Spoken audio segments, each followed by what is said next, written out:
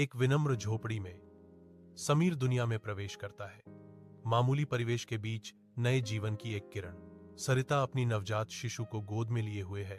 उसकी आंखों में प्यार और असीम आशा का सागर झलकता है। घिसी पिटी झोपड़ी गरीब होने पर भी मां के कोमल स्नेह की गर्मी से भरी है।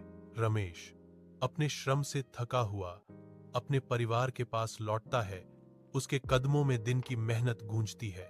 परिवार इकट्ठा होता है, प्यार से भरी एक साधारण भोजन साझा करता है। समीर के चेहरे पर एक चमकदार मुस्कान खिलती है, जो खुशी की एक शुद्ध अभिव्यक्ति है। जैसे ही शिक्षक माता पिता के काम के बारे में पूछते हैं, धूप कक्षा में प्रवेश करती है।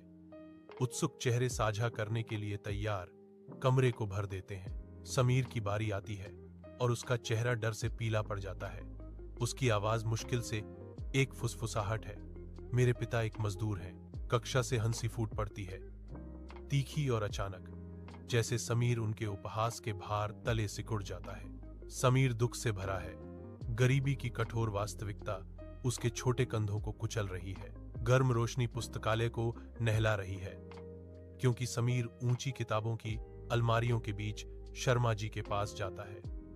उनके चारों ओर छायाएं नाचती हैं। शर्मा जी एक पुरानी चमड़े से बंधी किताब समीर को देते हैं। उनके बीच अनकही कहानियों का एक मौन आदान प्रदान होता है।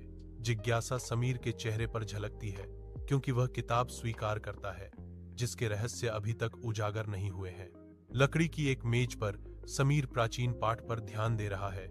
उसका माथा एकाग्रता में सिकुड़ा हुआ है, उसकी गहराई में खोया हुआ है। पुरानी कागज की खुशबू हवा में भर जाती है, क्योंकि समीर पन्ने पलटता है। किताब के शब्द उसके भीतर एक गहरा परिवर्तन लाते हैं।